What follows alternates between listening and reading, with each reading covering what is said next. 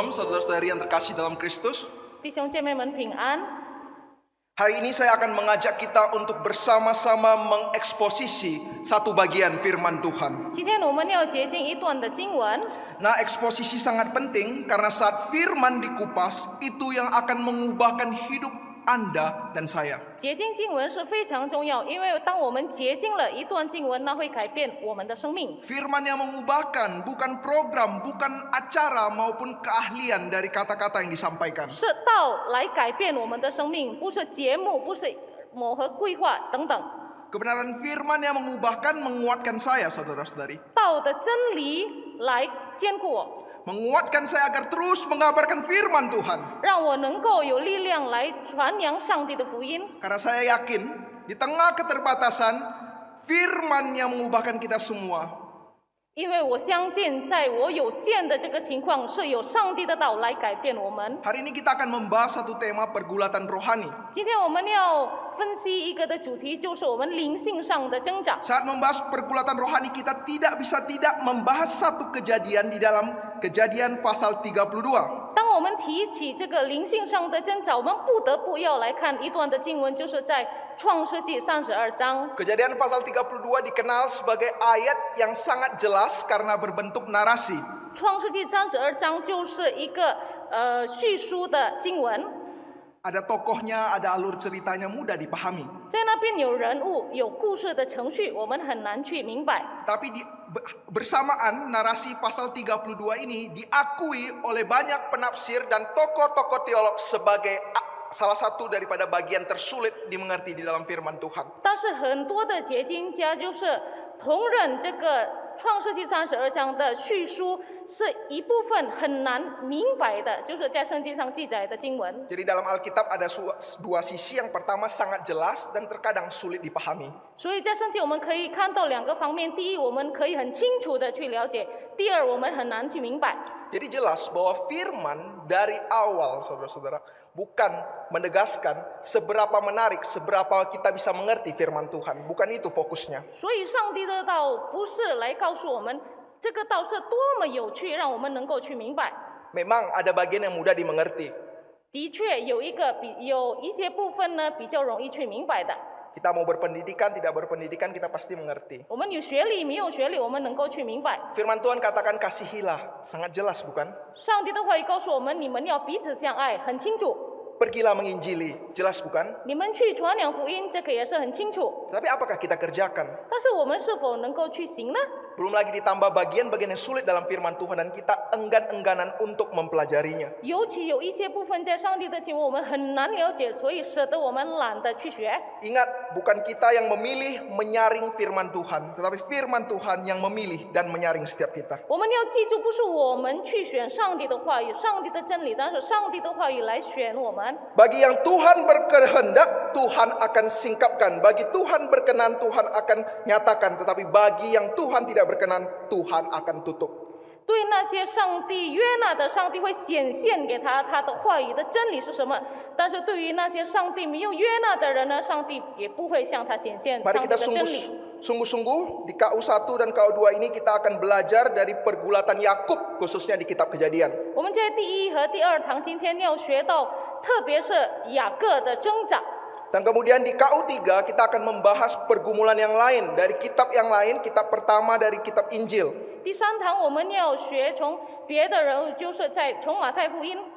Jadi saya mengundang jemaat yang rindu akan firman Tuhan bisa kembali lagi datang ke KU3 untuk bersama-sama belajar. 我邀请会友们，如果你们很渴慕的来学上帝的话语，你们可以再参加第三堂。 Kita akan belajar bagian pertama pergulatan rohani yang diambil dari Kejadian pasal 32. 今天我们要从创世纪32章学到这个灵性上的增长。 Sebelum kita masuk membaca firman Tuhan, kita satu di dalam 我 doa. 们首先低头祷告。 Tuhan, kami ingin mendengarkan firman-Mu. 上帝啊，我们要聆听你的话语， Bersabdalah kepada kami, 求你对我们说话， siapkan hati kami, 预备我们的心， agar saat firman-Mu ditabur di dalam hati kami, dia dapat bertumbuh, berbuah. 盼望当你的话语在我们的心里面扎根，我们可以结果子， Dan bantulah dua hamba-Mu ini agar dengan setia menyatakan kebenaran-Mu. 也帮助你两个仆人能够专心的来讲你的道。Kami berdoa hanya di dalam nama Tuhan Yesus yang berkuasa. 我们祷告，奉主耶稣基督掌权的名， Amin. 阿门。 Kejadian pasal 32, narasinya sangat panjang, jadi kita hanya akan selektif memilih beberapa bagian. 创世纪32章这段经文会比较长，我们只读一段一段的经文而已。 Saya akan membacakan untuk kita semua dari ayat 24 sampai 28, kemudian ayatnya yang ke-30. Saya minta kita seksama membaca bagian firman Tuhan ini karena ini bagian firman yang akan kita kupas bersama.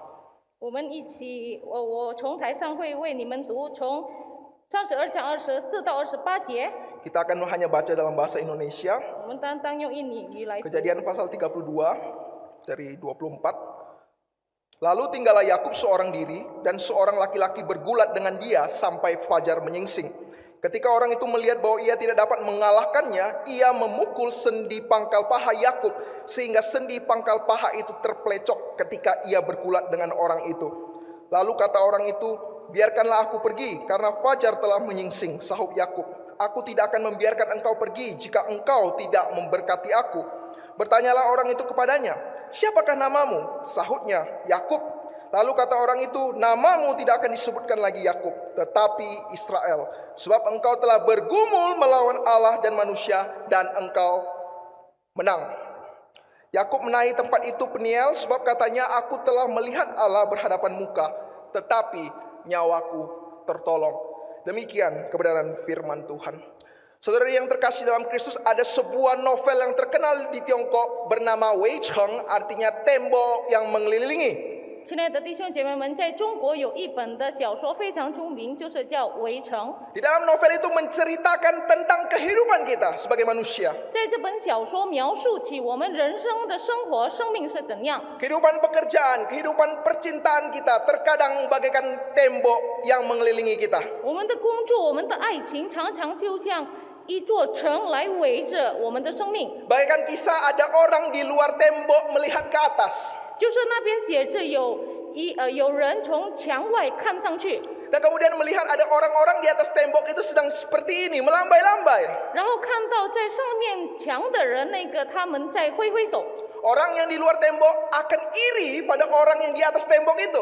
墙外的人看到那些人挥挥手，他就会感到很嫉妒 Andai aku seperti dia, 啊！如果我像他，应该多好啊！ tinggi sekali. 他们站在多高的地方， Dan di dalam tembok itu pasti indah. 在墙里一定是很好的。 Sedangkan kami hidup di luar tembok, menderita banyak penyakit, banyak perang, 我 saudara-saudara. 们活在墙外的人啊，特别痛苦，有很多的疾病， Wah, 也要 enak 打仗。 melambai-lambai ya. 然后在墙上的人就挥挥手， Rupanya orang di atas bukan melambai, saudara-saudara, 这个上面的人，墙上面的人，他们不是在挥挥手， tetapi sedang berteriak, 但是他们在呼喊着 "Jangan ke sini, jangan ke sini, cepat pergi. 你们不要过来，不要过来，快点去！ Di sini sumber masalah, cepat pergi." 在这边太多的问题了，你们不要来这儿。 Karena novel itu memberikan satu kesimpulan. 这本小说结论了， Saat engkau di luar tembok, engkau ingin masuk. 你在墙外的时候，你想进墙； Tapi saat engkau di dalam tembok, engkau ingin keluar. 你在墙内了，那么你就觉得你很想出去。 Sering sekali kita merasa kalau saya menjadi orang lain, hidup saya pasti lebih enak. 我们常常会觉得，如果我们做别人，那我们的生命会更好。 Seandainya saya menjadi suatu profesi tertentu, memiliki modal tertentu, memiliki kedudukan tertentu, memiliki harta, hidup saya pasti lancar. 如果我有一份工作，我有地位，我有财物啊，我的生命一定很顺利啊。 Inilah yang kita pikirkan. 这就是我们所想的。 Tetapi di saat bersamaan, orang yang berkedudukan, orang yang kaya, orang yang memiliki segala sesuatu juga berpikir, seandainya saya tidak memiliki segala sesuatu ini, mungkin lebih enak. 但同时，那些有地位的人、有财物的人、有事业的人，他们也觉得啊，如果没有这一切，有多好啊！ Di dalam novel Wei Cheng ini mengingatkan kita satu kebenaran yang penting. 在这个围城的小说里面，来提醒我们很重要的真理。 Jangan pikir engkau akan menemukan suatu hal yang engkau anggap suatu hal kebahagiaan tertinggi. 我们不要去想我们能够找到最好的这个幸福。 Pepatah Tionghoa mengatakan keluarga yang paling harmonis pun di belakangnya ada duka-duka yang tidak bisa diungkapkan. 中国有一句话，就是说家家有本难念的经。 Banyak orang yang mudah tertawa, mudah tersenyum, tetapi mungkin kita tidak tahu di belakangnya berapa tangisan dan pedih yang dia tahan di dalam hidupnya. 有人很容易的笑起来，好像很快乐的时候，但是我们不知道在他的背后里藏了多少的痛苦。 Maka kita harus menyadari hal ini. Tidak ada yang namanya satu tempat yang bahagia atau satu posisi yang kita katakan paling sempurna. Asalkan kita di dalam dunia ini, kita pasti bergumul. 那么我们要记得，在这个世界上没有任何一个地方我们能够说我们在那里会活得更幸福，因为在这个世界里面，我们不得不一定要挣扎。 Di dalam kitab Kejadian pasal 32 kita melihat bahwa tokoh utamanya Yakub sendiri sedang bergumul. 在创世纪32章，我们可以看到雅各自己他也是在挣扎。 Yakub adalah tokoh besar di dalam firman Tuhan. 雅各在圣经上是一个重要的人物。 Ada 3 pilar iman khususnya bangsa Israel, yaitu Abraham, Ishak, Yakub. 3 nama ini terus berulang-ulang dinyatakan menunjukkan 3 nama ini merupakan tokoh besar yang penting di dalam sejarah kekristenan. 以色列人很重视这位3位人物，就是亚伯拉罕、以撒和雅各，就是意思就是说，在基督徒里，我们很重视这个3个人物。 Tetapi tokoh sekaliber Yakub pun bergumul. 但是我们可以看到，这样大的一个圣经上记载的一个人物，他也正在挣扎。 Maka jika hari ini ada yang mengatakan menjadi orang Kristen engkau akan lepas dari pergumulan, tinggalkan pikiran itu karena itu adalah racun dari iman kita. 那么今天如果有人说你们成为基督徒啊，你们的生活一定脱离这些挣扎，我们要放弃这些的思想。 Firman Tuhan mengatakan kepada kita bahwa Yakub bergumul. Mengapa dia bergumul? Mengapa dia menderita? 上帝都会告诉我们雅各在挣扎，那么为什么他在挣扎呢？ Mengapa Anda bergumul? Mengapa saya menderita? 为什么你在挣扎？为什么我在苦难中呢？ Jawabannya kita dapati dari nama Yakub itu sendiri. 答案就是在雅各名字里。 Kupas nama Yakub, tokoh utama dalam firman Tuhan. Yakub bahasa Ibraninya yaitu Yakub penipu. Dan Ya. di dalam bahasa Yunaninya Yakub dipanggil sebagai penarik kaki. Inilah sumber pergumulannya. 雅各在希伯来文这个意思就是说他是一个骗子，那么在希腊文的意思就是说他捉住脚的意思。 Rupanya Yakub bergumul atas apa yang dia kerjakan, yaitu dosa pelanggaran yang dia kerjakan sendiri. 雅各为他所做的罪来感到挣扎。 Dia dipanggil penipu karena dia memiliki ambisi untuk memiliki sesuatu yang seharusnya dia tidak miliki. 他被称为骗子，因为他去拿不属于他的东西的。 Dari lahir dia mencoba untuk menarik saudaranya agar dia menjadi yang pertama. 在他父亲的腹中里，他开始试着来捉住他哥哥的脚。 Ini konsep penting tentang dosa asal. 这就是关于这个原罪的一个教义很重 Jadi 要。 tidak heran ya, anak kecil kita tidak usah ajari berbohong, tidak ajari berbuat jahat. Mereka bisa langsung otomatis melakukan hal itu karena ada dosa di dalam setiap diri kita. 所以我们看到小孩子，我们不必去教他们说谎，他们一定会自己的就是这样自然而然的去说谎，因为这个原罪， Dan dosa itu menggerogoti kita, 这个罪捆绑着我们， mendorong kita, 就是让我们 menggoda kita sehingga kita semakin jauh dari Tuhan. 诱惑我们离开了上帝。 Dan dengan cara-cara sendiri kita menentukan takdir kita. Itulah yang dilakukan Yakub. 然后就是以他的方法，他来认定他的命是怎样。 Yakub mencoba menipu Esau kokonya. 雅各开始是他去骗他的哥哥以扫， Dengan saat kokonya sedang lapar, dia sengaja di sana menanti waktu itu dan menukarkan makanan dengan hak kesulungan 当他 kokonya. 哥哥肚子饿的时候，他就故意的在那边要唤起他哥哥的长者名分，以一碗红汤。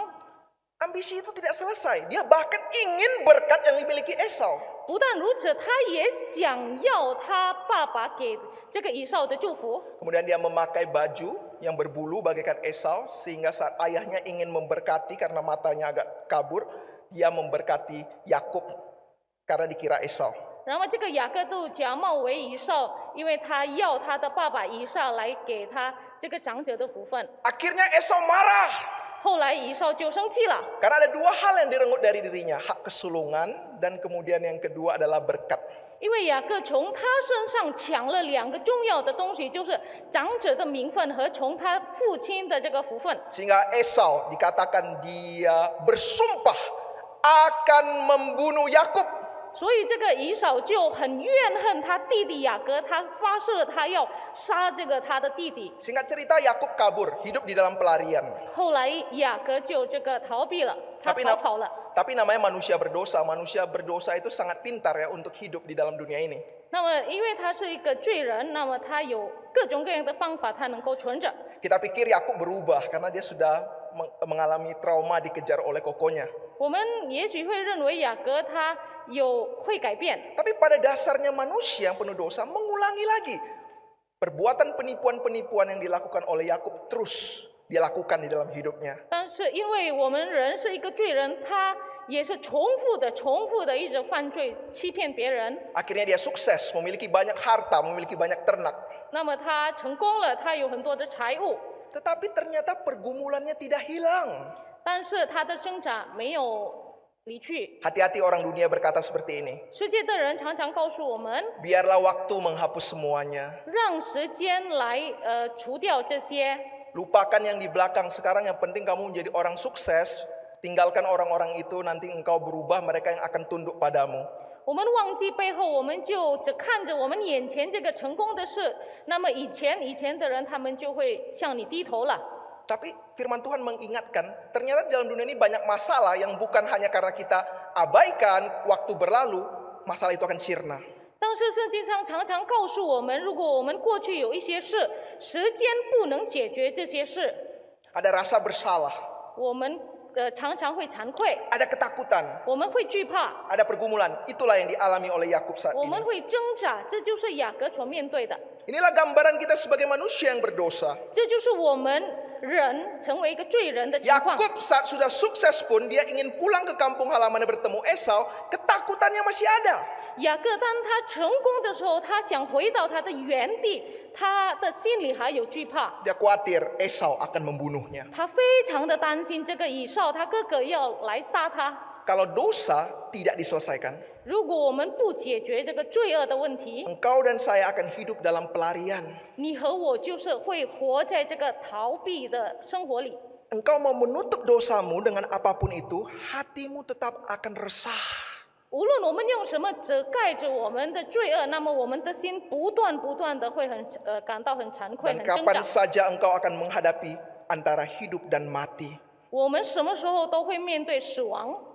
Dan menariknya, Yakub dikatakan juga bergulat dengan seorang sosok. 有趣的，雅各就是跟一个人来这个摔跤， Secara tiba-tiba. 忽然 Nah, kata bergulat atau abak, Yakub abak itu adalah Yakub yang bergulat, itu menunjukkan satu gambaran bagaimana seseorang yang jatuh sampai ke tanah. 这个阿伯的意思就是说，雅各摔跤跟一个人摔跤，然后他跌在地上。 Jadi kehidupan orang Kristen bukan berjalan di satu karpet warna merah dengan penuh bunga-bunga, tidak. 那么基督徒的生命不是单单像好像我们走在一个充满花的一个摊子上面而已。 Terkadang kita bagaikan penipu yang juga harus tiba-tiba bergulat, jatuh sampai ke tanah. 但是我们常常也会面对某件事，让我们必须挣扎，摔到地上。 Saudara-saudari yang terkasih, apa yang menjadi pergumulanmu terbesar saat ini? 亲爱的弟兄姐妹们，现在对你来说，最大的挣扎是什么呢？ Apakah engkau sekarang abak jatuh sampai ke tanah? 你是否现在已经跌到地上了？ Apakah dosa-dosa, ketakutan-ketakutan, atau masa lalu yang masih menghantuimu sampai saat ini? 是否你的过去、你的罪恶还跟随着你呢？ Saya tidak tahu saudara-saudari apa itu. 我不知道答案是什么， Hanya engkau dan Tuhan yang tahu. 只有你和上帝知道。 Tapi pada hari ini saya tidak mau kita hanya berhenti merenungkan dosa, pelanggaran, dan pergumulan kita. 但是今天我不希望我们只停在我们去想我们的过去、我们的罪恶是什么。 Tapi kita mau belajar satu sikap yang benar dalam merespon masalah dan pergumulan hidup. 但是我们要学习，我们要以怎样的态度来面对我们的生活的挣扎。 Mari kita belajar bahwa pergumulan makin berat, doa dan firman juga harus makin erat di dalam hidupmu. 我们要来学，如果我们的挣扎更多更难，那么我们要更亲近的上帝，接着祷告和道。 Alkitab mencatat di dalam perjalanan pulang bertemu Esau, Yakub melihat Esau sudah menunggu dengan 400 orang. 圣经记载着雅各，当他要回到他的原地的时候，他听了这个以扫，他已经以400个人在等待他的弟弟了。 Coba saudara-saudari bayangkan, Anda baru menipu satu orang. 我们可以想象，我们刚刚骗了一个人， Kemudian Anda mau bertemu dia lagi. 那么我们要去见他， Dia sudah menunggu dengan 400 orang. 他已经等着你，就是以400个人等着你， Kira-kira takut nggak? 你们会害怕吗？ Ya pada umumnya takut ya. 如果我们说正常的，我们一定会怕。 Tapi ketakutan Yakub itu tidak wajar. 但是雅各这个惧怕是我们看不太正确的。 Saya mengajak kita untuk melihat firman Tuhan. 我们来看上帝的话语。 Dalam bagian firman Tuhan dikatakan saat ingin bertemu Esau di tengah perjalanan Yakub bertemu dengan pasukan malaikat. 当要去回到原地去见以扫的时候，雅各在路程的时候，他见到上帝的军队， Jadi ada dua pasukan, pasukan Yakub dan kemudian pasukan malaikat. 有2个的军兵，就是一个是上帝的军兵，一个是雅各的军兵。 Kemudian firman Tuhan mengatakan Yakub memberi nama tempat itu Mahaim. 然后圣经记载着雅各给那个地方起名为马哈念。 Mahanaim artinya dua pasukan, 马哈念的意思就是说2军， yaitu ada pasukan malaikat Tuhan dan kemudian ada pasukan manusia. 2军兵就是说，第一军兵是上帝的使者，第2就是雅各的人。 Kita melihat Yakub bertemu dengan penyertaan Tuhan yang nyata di depannya. 我们看雅各看到了上帝怎样与他同在， Sehingga dia begitu yakin dia mengirim Mahaim, utusan itu untuk bertemu dengan Esau. 所以他很确认的、有信心的去让他的人打发他的人去见以扫。 Tetapi saat Mahanaim pulang melaporkan bahwa Esau menunggu 400 orang. 但是当那些人回到雅各的时候，他就对雅各说：“哎，以扫在等着你呢，以400个人。 Maka goyanglah iman Yakub. ”那么他的信心开始摇动了。 Dikatakan Yakub membuat dua pasukan lagi, 那么就说雅各把他的人分为2组， yaitu binatang dengan manusia. 牲畜和人。 Kenapa? Kalau misalnya terjadi peperangan, 为什么呢？因为如果有了发生了仗， yang di depan itu bisa berkelahi dahulu. 前面能够先打， Kemudian Yakub bisa kabur. 雅各能够逃走。 Menariknya firman Tuhan menggunakan dua kata yang berbeda, Mahanaim dan Makhaneh. 圣经用马哈奈和马堪尼这个2个字来形述， Padahal dua kata itu akarnya sama, yaitu pasukan.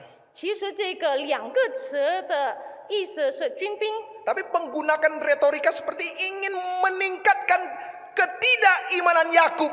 但是这个其实要告诉我们，雅各其实没有相信上帝。 Engkau tidak beriman, bahkan engkau sampai mau mengganti penyertaan Tuhan dengan pikiran-pikiran manusia. 雅各是何等的没有信心，他想他想代替上帝的军兵以他的思想， Bukankah mirip dengan kehidupan kita?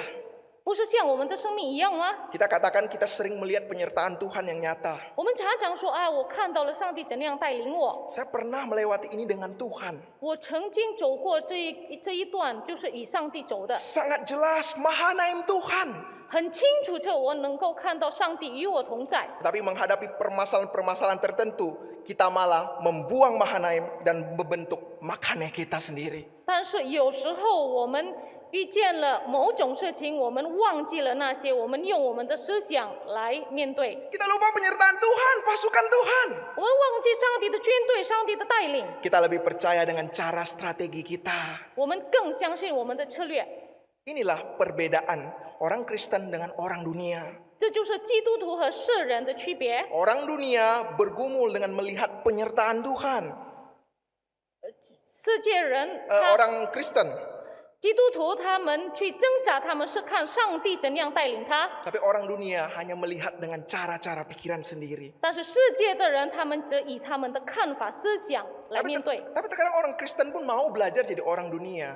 那么，但是常常我们基督徒要学着这个世人， Kita tinggalkan penyertaan yang asli, yang nyata, yang terlihat dengan sesuatu yang belum tentu terjadi. 我们放弃这个真正的掌管我们生命的这个带领，我们去相信还没发生、没有把握的这些事。 Kita tidak bergumul secara rohani, 我们没有在灵性上挣扎， tapi kita bergumul dengan mental dan fisik. 但是我们以我们的肉体、我们的力量， Kita hanya gunakan fisik kita, usaha, kerja keras. 我们只用我们的力量，我们的力量而已，要去拼命的努力的。 Pikir otak, pikir cara, pikir bagaimana ini bisa melewatinya. 我们转脑者却想，我们怎样能够透过这一段？ Hai orang Kristen, di mana pergumulan rohanimu? 你们这些基督徒啊，我们的灵性挣扎在哪儿呢？ Saudara yang terkasih dalam Kristus, kita harus belajar dari Yakub. 亲爱的弟兄姐妹，我们必须从雅各学习。 Memang dia gagal dan sempat imannya terguncang. 雅各的确他失败了，他的信心也摇过， Tapi dia tidak berhenti sampai di situ. 但是他不停到那个地步。 Puji Tuhan, Alkitab mencatat di tengah keraguan dan ketakutannya, akhirnya Yakub memutuskan untuk tidak melanjutkan perjalanan dan bermalam. 感谢主，圣经记载着雅各当时呢，他没有继续他的路程，他先居住。 Dan kemudian dari ayat 9 dan 11 kita menemukan bahwa Yakub mendapati peneguhan. Dia mengingat janji Tuhan. Yang memanggilnya pulang itu adalah Tuhan. Berarti Tuhan yang sama yang akan memimpinnya. 在第9、第10节那边记载着，我们可以看到雅各记得了是上帝自己叫他回到他的原地，所以他会相信一样的上帝也会带领他。 Dia katakan, ya Allah, nenek moyangku Abraham mengingatkan kita kepada Allah yang sama yang tidak pernah berubah. 他就是说，耶和华我主亚伯拉罕的上帝提醒我们不改变的上帝。 Dan kemudian ayat 11, Yakub berdoa dengan sungguh, Tuhan lepaskanlah aku. 11节那边记载，雅各祷告说：“求你救我脱离我哥哥。” Apa yang kita bisa belajar dari sini? 我们能够学什么呢？ Yang pertama, 第一， jika engkau dalam pergumulan, 如果你在挣扎当中， jangan teruskan. 不要继续。 Terkadang engkau perlu bermalam. 有时候你必须先住宿， Terkadang engkau butuh istirahat. 我们必须先歇一会儿。 Dalam ilmu spiritual counseling, 在我们的这个属灵上的教导， ada salah satu teori selain misalnya ada orang bergumul dengan mental, ada masalah pergumulan. 有人他们以他们的思想来挣扎， Selain memberikan banyak teori-teori atau kebenaran firman Tuhan padanya, 我们会给他们有很多的理论，很多的真理。 cara paling efektif apa? 最有效的办法是什么呢？ Kamu sekarang pulang tidur baik-baik, 你现在回去啊，你睡一好觉， bermalam. 你先睡。 Banyak hal kita tidak bisa selesaikan hari ini. 有很多事我们今天无法解决， Banyak hal tidak langsung ada solusi. 有很多事我们不能直接得到答案， Kita butuh istirahat. 但是我们必须先歇一下。 Terlihat gampang tetapi sulit. 看起来很容易，但是很难。 Apalagi di zaman sekarang mau istirahat itu sepertinya sulit sekali, saudara-saudara. 我们可以看，在这个时代，我们要休息一下是何等难的一件事。 Sewaktu sekolah saya pernah ikut satu spiritual retreat 我曾经参加过一个进修会5 hari. ，5天， 2 hari kita hanya lakukan apa? Disuruh istirahat saja, 2 tidur. 天，他们只叫我们休息睡觉， Tidak ada HP, tidak boleh berbicara, pokoknya tidur dan makan saja. 没有手机，然后我们只可以睡觉和吃饭。 Orang sekarang kalau disuruh diam nggak tahan. 现在的人，我们叫他安静的做，他一定忍不住； Disuruh tidak melakukan apa-apa tidak bisa. 叫他不要做什么，他一定不会； Disuruh tidak main handphone atau main komputer tidak bisa. Jiwanya seperti bergejolak, seperti rasanya mau sakit, saudara-saudari. 叫他不要动手机，不要动电脑，他无法接受这个方法，好像他会得到什么疾病一样。 Latihan spiritual pertama, istirahat.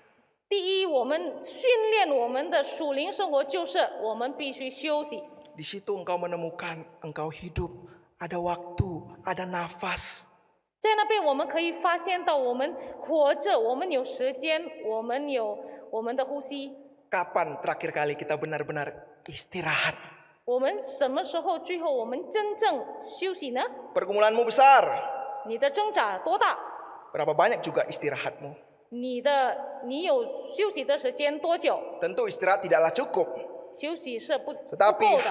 harus engkau terus bergumul secara rohani dalam firman dan doa. 但是我们必须在祷告里面，在这个上帝的话语里面一同这个竭力。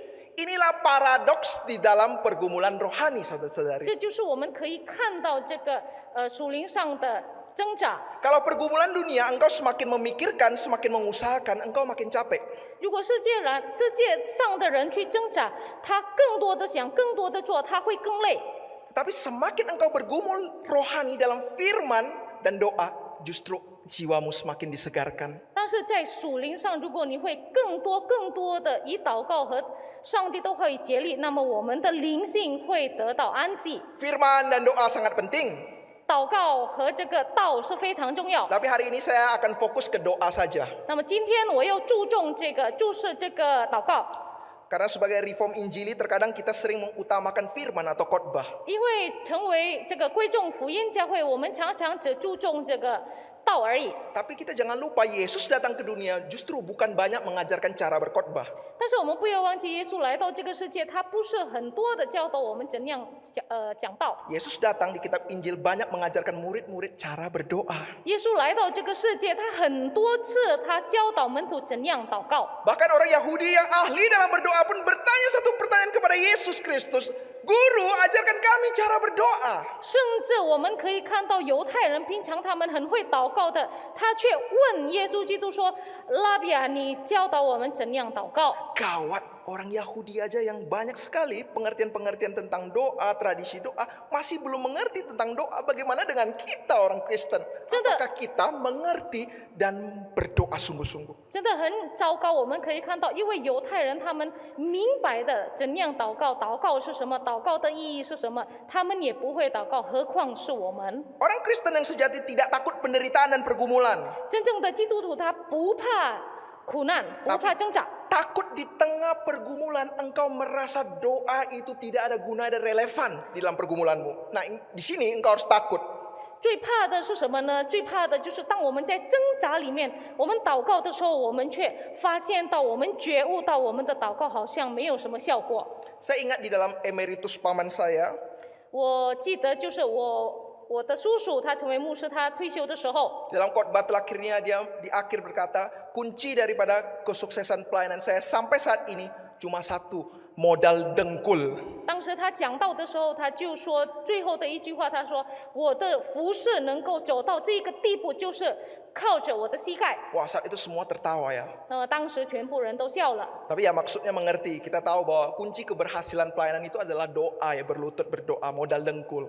但是我们都知道他的意思，就是说他的关键要祷告。 Saat itu saya hadir ya, saya mendengarnya.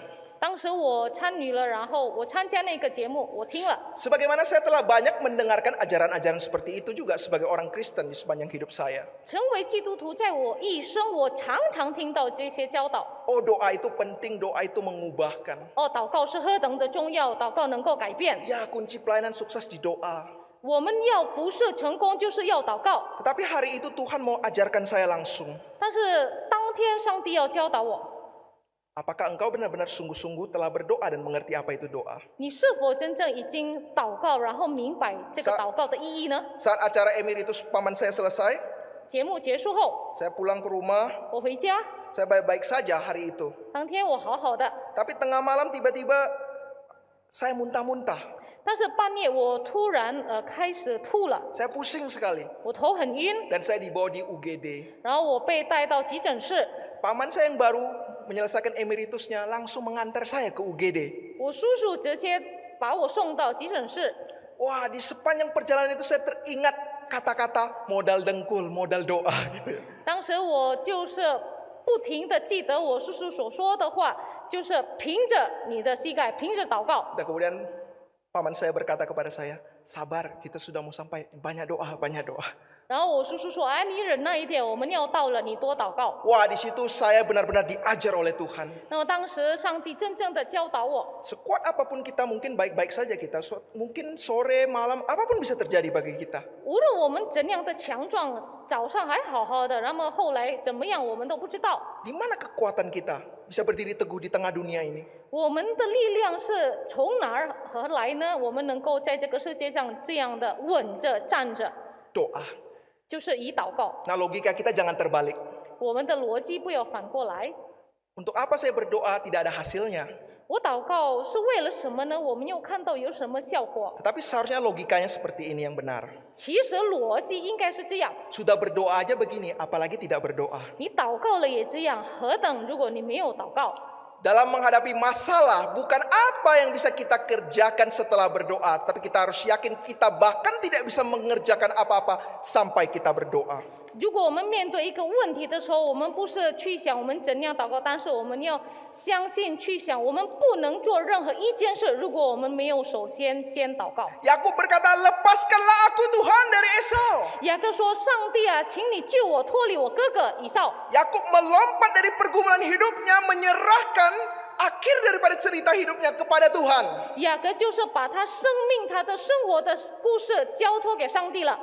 Dan saat kita membawa doa kita kepada Tuhan, kuasa Tuhan dan kemungkinan yang tidak terbatas itu yang menyinari kehidupan kita. 当我们把我们的挣扎带到上帝的跟前，那么那个无限的上帝的力量会包容着我们。 Dan kemungkinan ilahi itu adalah rencana Allah yang terbaik dan tepat pada waktunya. 那就是我们可以看到上帝的计划，上帝的时间会显现出来。 Jangan pernah remehkan kuasa doa. 我们不要看清这个祷告的力量。 Kita melihat dalam narasi ada satu perbandingan tindakan yang terjadi. 我们看到在这个叙述的里面有一个行动， Ada hasil yang di luar ekspektasi. 有我们超过我们想象的效果。 Yakub berdoa, Tuhan lepaskan aku dari tangan kakakku. 雅各祷告啊，上帝啊，求你救我脱离我哥哥以扫。 Jadi bagi Yakub, asalkan tangannya Esau itu bisa jauh dari dia, bisa melepaskannya sudah cukup. 所以对雅各说啊，这个以扫的手如果没有动到我身，那个就够了。 Tetapi apa yang Tuhan berikan? 但是后来上帝给他什么呢？ Dalam pasal 33 dicatat bahwa Esau aktif berlari, memeluk dan mencium Yakub. 在33章记载着，以扫却跑着去迎这个雅各，去抱着他。 Awalnya dia hanya meminta, awaskan tangan yang jahat itu daripadaku. 首次是雅各求上帝啊，让你脱离雅各的手，不要动到我的身上。 Apa yang Tuhan berikan? 但是上帝给他什么呢？ Tangan yang memeluk, 一双拥抱他的手， tangan yang datang mencium dan memeluk erat. 迎着雅各，抱着雅各的一双手。 Tuhan bisa berikan lebih dari apa yang kita minta. 上帝能够给我们超过我们所想象的， Tetapi jangan sampai di sini saja. 但是不要停到这里。 Karena di sini ada dua sudut doa yang sangat penting. 在这里我们可以看到祷告有两个角，从 Kalau 两 kita 个 hanya 角度来看。 berhenti sampai di sini, maka kita akan menjadi Kristen yang minta-minta.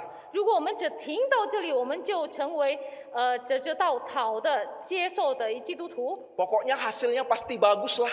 我不要知道什么，我只知道效果一定好。 Bahaya, nanti hubungan kita dengan Tuhan bagaikan investasi. 这很危险，我们不能这样做。 Seolah-olah saya berdoa 10, nanti Tuhan kasih 100. Bukan. 我们好像认为我们的跟上帝的关系，我们讨10，上帝给我们10， Itu bisa terjadi, tetapi itu dari kehendak Tuhan yang mutlak, bukan kita. 这能够发生，但是单纯是因为上帝的计划， Kita tidak bisa mengontrol akan hal itu. 我们不能控制这一点。 Tetapi apa yang bisa kita ubah di dalam doa kita? 但是我们在我们的祷告里面能够改变什么呢？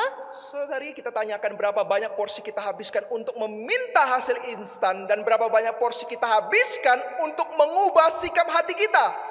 弟兄姐妹们，我们可以审查我们自己，我们已经花了多少时间，我们求上帝祝福我们，或者我们已经花了多长时间，我们求上帝来改变我们。 Dalam pergumulan rohani mungkin Tuhan tidak langsung memberikan jawaban.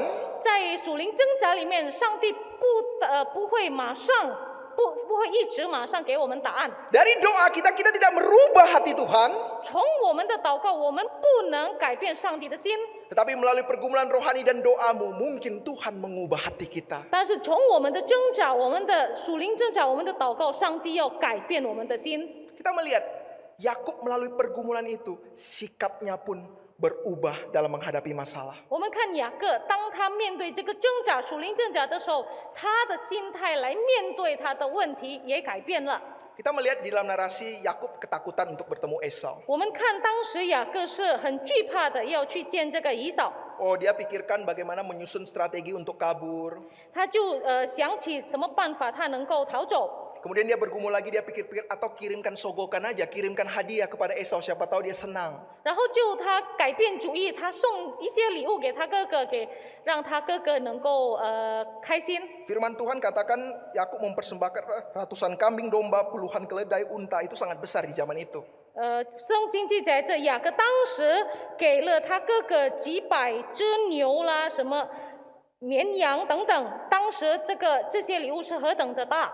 Di abad 9 aja sejarah mencatat kota Hindanu memberikan persembahan kepada Raja Assyria aja tidak sebanyak yang Yakub berikan saat itu. 9世 Satu persembahan satu negara, saudara. 9世纪的时候有记载的，有奉献给那当时的国王阿西利安的国王，他的奉献也不超过这个雅各给他哥哥的。 Tapi keraguannya, ketakutannya, usahanya, pada akhirnya dia memutuskan untuk menghadapi Esau langsung. 那么，因为他的惧怕，他的思想，后来他却决定了他本人要去见这个以扫。 Sikapnya diubah dengan Tuhan dan Esau dicatat dia berhadapan langsung dengan Esau dan kemudian menyembahnya. 雅各他直接去见以扫，然后圣经也说他跪在以扫前面。 Nah, penyembahan ini merupakan satu bentuk penyembahan dari Timur Tengah, bagaimana kita berlutut dan kemudian mau menunduk ke bawah tapi kepala kita tidak menyentuh tanah. 当时东南亚的时候，这个跪下，就是意思就是说我们去尊敬他。 Saudara, biasanya kalau raja musuh ditangkap, dikalahkan, biasa mereka akan dipaksa berlutut dan kemudian langsung dieksekusi. 那么敌人的国王，如果他们已经输了，他们首先必须向这个赢的国王跪下。 Seorang raja jika dia berlutut menunjukkan dia sudah menyerah. 因为国王如果他跪下的时候，就表示他已经认输了。 Terserah engkau mau apakan hidupku, begitu ya. 你对我生命要做什么，随你意。 Yakub yang sebelum bergumul secara rohani dia berpikir bagaimana menjauhkan diri dari Esau. 雅各当他还没进到属灵的挣扎的时候，他想尽办法怎样逃避这个以扫。 Tapi dia mendapati keyakinan, sekarang saya mau berhadapan dengan masalah ini. Saya tidak mau kabur lagi. Karena saya sekarang sudah tahu di mana peganganku. 但是属灵挣扎后，他却本人去见以扫，他不要再逃避，因为他知道他现在的力量是从哪里而来。 Maukah di dalam doa kita minta Tuhan ubah sikap kita, ubah pandangan kita, ubah keberanian kita menghadapi masalah. 我们是否在我们的祷告要求上帝来改变我们的心，改变我们的态度，要怎样面对我们所有的问题和困难？ Dua prinsip ini harus kita hidupi sebagai orang Kristen yang sejati. 成为真正的基督徒，这个两个原则我们必须活出来。 Percaya dengan kemungkinan yang tidak terbatas 我们相信无限的可能， dan mau berubah. 我们也要改变。 Kalau selamanya kita minta hasil, wajar kita tidak berubah. 如果我们只单单注重着这些结果是什么呢？我们就不会重视这个改变， Wajar kita tidak mengerti kehendak Tuhan di tengah pergumulan kita. 我们就不会去明白上帝到底有什么旨意呢？ Prinsip kedua yang kita mau bawa pulang. 第二的原则， Bahwa pergumulan makin berat, bersandarlah pada Allah dengan erat di dalam hidupmu. 如果我们的挣扎越重的时候，我们必须更亲近靠着上帝。 Di dalam filsafat ada yang disebut dengan satu tema pembahasan the struggle for existence, yaitu pergumulan akan hidup.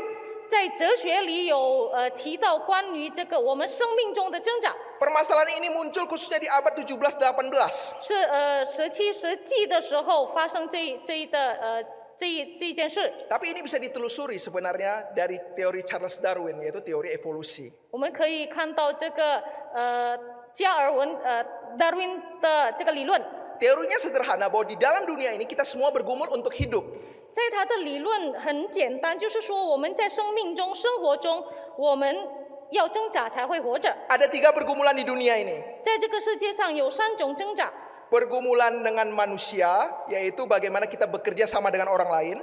就是人与人的挣扎，我们怎样跟别人合作。 Dan yang kedua, bagaimana kita mengalahkan atau menyaingi orang lain. 第二，我们怎样去跟别人竞争。 Yang ketiga itu kemampuan untuk beradaptasi. 第三，就是我们适应的能力。 Jadi asalkan kita hidup di dalam dunia ini, kita hanya bergumul dengan 3 hal ini aja. 所以，如果我们活在这个世界上呢，我们只为这3件事来挣扎。 Usaha, pekerjaan, pelayanan apapun itu kita pikirkan gimana caranya supaya kerjasama.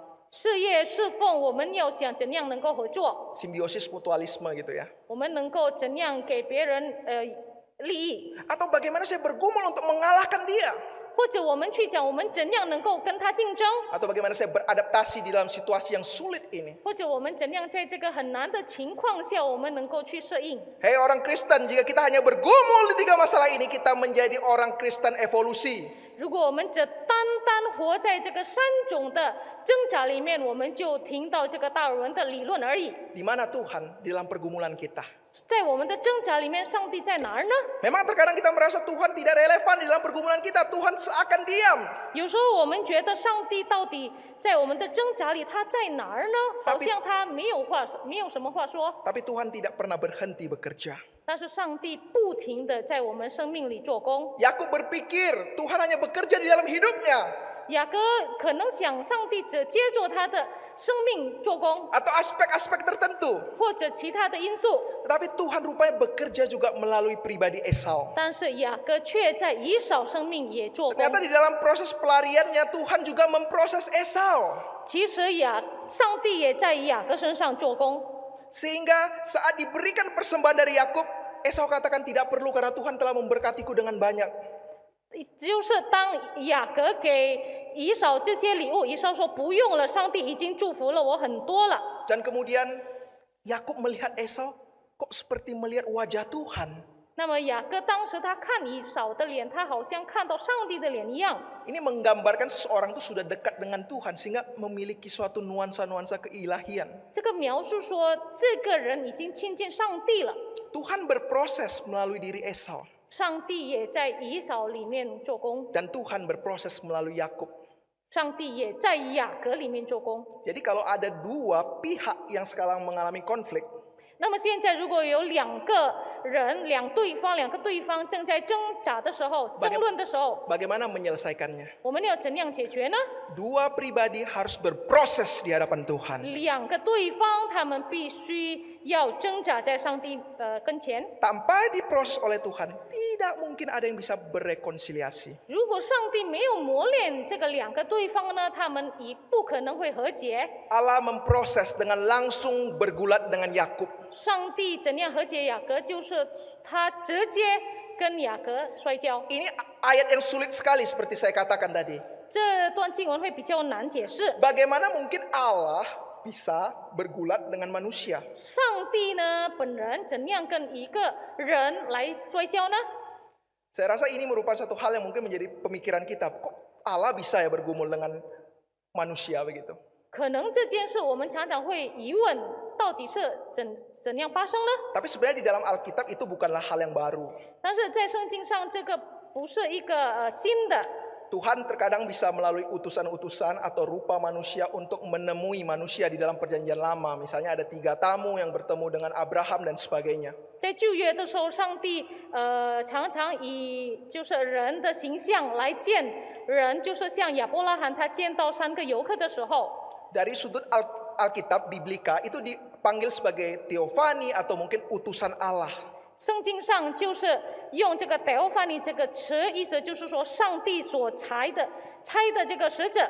Dalam sudut teologis ada yang mencoba menjelaskan bahwa utusan Allah itu adalah prainkarnasi Kristus atau Kristofani itu sendiri. 也有解经家这样解释，就是说这个人就是基督自己。 Dan kita bisa melihat bahwa ini saat bergulat dengan Yakub, pribadi ini mengganti nama Yakub bahkan memberkatinya, dan itu 2 hal hanya bisa dilakukan oleh Allah sendiri. 我们可以看到，当这个人跟雅各摔跤的时候，这个人换了雅各的名字，然后他也给雅各这个祝福。这2件事，单单上帝能够做到。 Jadi ini bukan hal yang sulit dimengerti. 这不是一个很难去明白的 Tetapi 事， yang sulit dimengertinya satu hal. 但是最难明白的有一件事， Bukan hanya Allah bergumul dengan Yakub, tetapi ada tambahan katanya dan Yakub menang. 不单单上帝与雅各这个较力，但是雅各赢了。 Nah, ini yang menjadi satu pergumulan. Bagaimana mungkin manusia bisa menang melawan Allah? 怎样可能一个人他能够跟上帝较力，然后他赢了呢？ Bagaimana mengerti ayat ini? 我们怎样来明白这一段经文？ Masakan manusia bisa menang melawan Allah? 人来较力，与神较力，能够赢吗？ Penafsir seluruh abad bingung bagian ini. 很多的解经家他们就开始犹豫了。 Saya tidak membawa kita ke dalam perdebatan-perdebatannya, tapi saya langsung menyimpulkan satu kesimpulan. 我就要告诉你们结论是什么。 Pengertian Yakub menang. Yakub menang justru bukan karena apa yang Yakub lakukan, tetapi justru apa yang Tuhan telah kerjakan di dalam hidupnya. 我们可以想雅各赢，不是因为雅各在他生命中所做的一切，但是我们要看是上帝在他生命所做的一切。 Apa yang Tuhan kerjakan di dalam kehidupan Yakub melalui pergumulan itu? 雅各在上帝在雅各的生命里面做了什么呢？ Alkitab hanya mencatat Yakub menang, tapi bukan berarti Yakub menang Tuhan kalah, tidak. 圣经只记载着雅各就是打过了这个人，但是圣经没有记载着上帝输了。 Di dalam suatu budaya Timur Tengah, jika ada satu permasalahan yang tidak bisa diselesaikan, 在东南亚的文化习俗，如果有一件事他们不能解决， maka mereka akan memutuskan dengan pergulatan. 那么他们就会以摔跤来决定这个问题的解决 Di 方法。 tengah pergulatan Yakub yang dia bingung harus bagaimana, Tuhan yang memutuskan hidup Yakub harus seperti apa. 雅各当他很犹豫的，他的生命要到哪里去，要怎样呢？上帝自己给他一个答案，上帝去找他。 Tuhan hantam pangkal pahanya, 上帝摸了他的这个大腿窝， rusak, hancur. 他摸了他的大腿窝，扭到了。 Yakub menarik kaki Tuhan. 雅各握住上帝的脚， Dia meminta, siapa namamu? Aku mau berkat. 雅各说：“你叫什么名字啊？我要你的祝福。 Disinilah perubahan yang terjadi. ”这就是改变的起点。 Yakub artinya penarik kaki. 雅各意思就是说握住脚， Yang dia tarik apa? Dosa, ambisi. 他所拉的是什么呢？他的罪恶， Tapi 他的意念。 Tapi sekarang yang dia tarik apa? Kaki Allah. 但是现在他所捉住的是什么呢？是上帝的脚。 Dulu dia memakai tongkat, saudara. 以前他用杖， Di dalam ayat 10-11 dikatakan bahwa Tuhan yang memimpinnya. Dulu saya keluar dari pelarian hanya memakai tongkat, sekarang saya memiliki banyak ternak. 以前在11节那边记载着，以前我出这个地方用杖，但是上帝带领了他。 Sekarang dia juga menggunakan tongkat. 现在他也用杖， Tapi bukan tongkat untuk menghasilkan segala sesuatu dengan usahanya. 但是不是用那个杖来找什么财物。 Tongkat menandakan hidupnya ditopang oleh Allah. Dia lemah, dia butuh Tuhan sepanjang hidupnya. 这个杖意思是什么呢？他的生命何等的软弱，他需要上帝，靠着上帝。 Dia tahu yang dia butuhkan adalah pengenalan akan Tuhan dan berkat-Nya. 他知道他所需要的是怎样能够跟亲近上帝。 Dan bahkan tempat pergulatan itu telah dipilih oleh Allah sendiri. 那个摔跤较力的地方是上帝自己选的。 Tempat pergumulan itu disebut dengan sungai Yabok atau tempat Yabok, artinya tempat pemurnian. 这个就是叫亚伯这个渡口，这个我们成洁的一个地方意思。 Dan dari pergulatan itu namanya diganti. Yakub menjadi Israel. 从那个交力的事情后，雅各的名字就换为以色列。 Apa maksudnya Israel? 以色列是什么意思呢？ Israel artinya Allah menang. 以色列的意思就是说上帝赢了。 Israel artinya Allah yang menguasai hidupku. 以色列就是说上帝掌管我的生命。 Perhatikan, saat Allah menang, kita menang. 你们要注意一下，当上帝赢了，我们也赢了。 Saat Tuhan menebus kita, menghancurkan ego kita, 当上帝救赎了我们， meremukkan kepala ular, 这个伤了蛇的头， Allah menang, maka kita menang. 上帝赢了，那么我们也赢了。 Maka jika di dalam pergumulan kita bisa melewatinya, jangan sombong. Itu semua karena Tuhan. 那么如果我们可以走过我们的属灵挣扎，我们不可以骄傲，因为全部是靠着上帝。 John Calvin dalam bagian ini menulis dengan sangat indah. Ia Tuhan berkelahi melawan kita dengan tangan kiri dan untuk kita dengan tangan kanannya. 加尔文在这边写着是何等好的一句话，就是说他说上帝与他的左手跟我们较力，但是他的右手是包容给我们。 Dalam pergumulan, dalam penderitaan kita seolah-olah melihat Tuhan itu sepertinya sedang menghantam, menghajar kita. 在我们的问题里面、挣扎里面，我们好像看到上帝正在教导我们、磨练我们。 Tetapi di satu sisi sebenarnya di sebalik semuanya itu ada tangan Tuhan yang sedang menopang, memurnikan dan mengubahkan transformasi kehidupan kita. 但是在另一方面，我们可以相信、可以知道，上帝正在帮助我们，正在要磨练我们，要让我们纯洁。 Maka pandanglah Allah di dalam pergumulanmu. 那么我们在我们的这个挣扎里面，我们要仰望上帝。 Jadi bukan berapa besar masalah yang engkau hadapi saat ini. 不是我们的问题，我们现在所面对的问题有多大， Dengan siapa engkau berproses, itu yang terpenting. 但是你和谁在这个挣扎，这个是最重要的。 Ya, saya akan menutup khotbah ini. 我要结束我的讲道。 Dalam pergumulan rohani yang kita hadapi saat ini, 如果我们现在面对了属灵挣扎， Pergumulan makin berat, doa dan firman juga harus makin erat di dalam hidupmu. 如果我们的挣扎更难更重，那么我们祷告和学经要更多。 Pergumulan makin erat, bersandarlah pada Allah dengan erat di dalam 如 hidup. 果我们的挣扎更难，我们要更亲近上帝，依靠上帝。 Jika dengan demikian, niscaya engkau akan memenangkan pergumulan itu bersama dan di dalam Tuhan. 如果我们能够做到这2点，那么我们一定会打败这些所有的困难问题，就是以上帝在上帝里面， Kiranya firman Tuhan meneguhkan setiap kita. 盼望上帝的话语能够坚固我们。 Mari kita satu di dalam doa. 我们一同祷告。 Bapa kami yang bertata dalam kerajaan surga, kami bersyukur kepadamu. Setiap kami yang pada hari ini telah mendengarkan firman Tuhan. Apapun masalah yang kami hadapi, kami yakin tidak ada yang lebih besar daripada penyertaan Tuhan. Dan kami tidak ingin menjadi anak-anak dunia yang hanya bergumul dengan pikiran-pikiran dunia, ambisi-ambisi, dan juga hanya mengandalkan fisik dan mental. Tapi kami mau dengan sungguh-sungguh bergumul di dalam firman dan doa. Sebagaimana kebenaran firman-Mu ajarkan kami pada hari ini. Proseslah kami, bentuklah kami seturut kehendak-Mu Tuhan. Di dalam nama Tuhan Yesus kami mau berdoa. Amin. Amin.